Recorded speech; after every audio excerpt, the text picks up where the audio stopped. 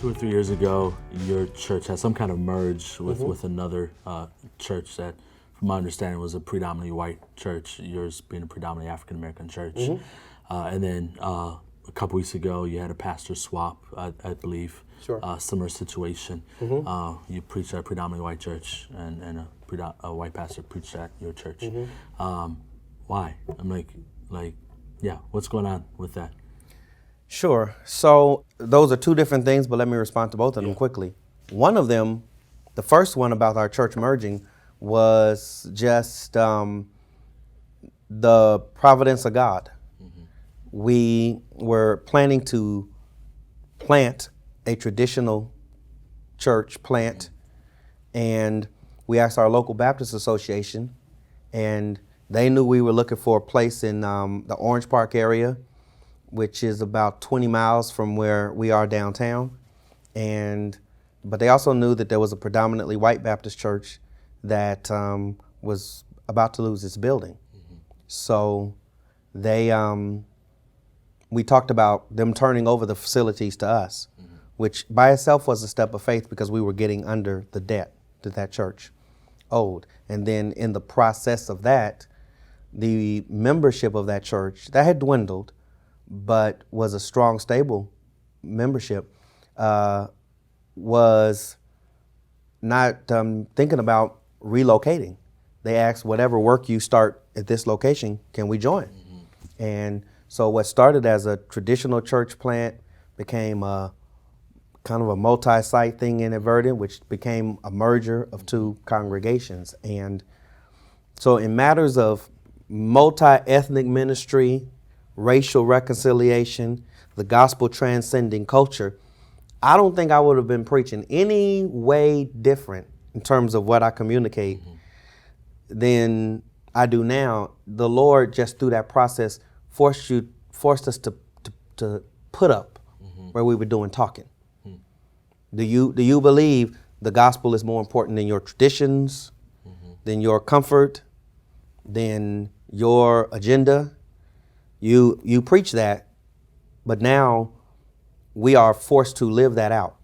That's happening while Ferguson is taking place, New York is taking place, and the racial tension that was going on all around our country, and God was leading us to take this step of faith, which had a gospel influence in our city, where there were racial tensions and still are, but God was able to use us not just to say something about it and not to be necessarily in the streets with the protests, but just by being the church, God was giving a great witness for the gospel through our church.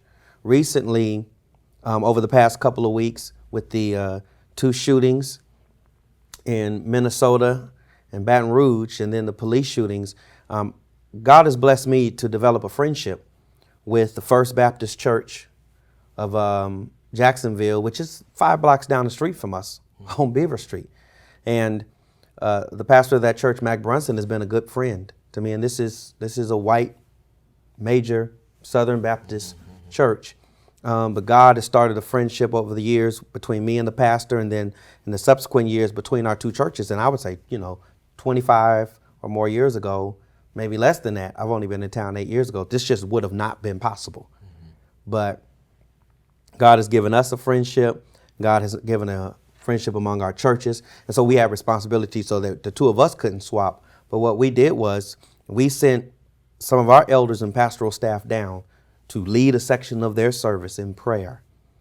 And they sent several of their elders and pastors down to lead our section in prayer, so that while we were both in our own settings praying, we were also making a statement about the bond that we share in Jesus Christ, that transcends those racial tensions, and that the gospel draws us together.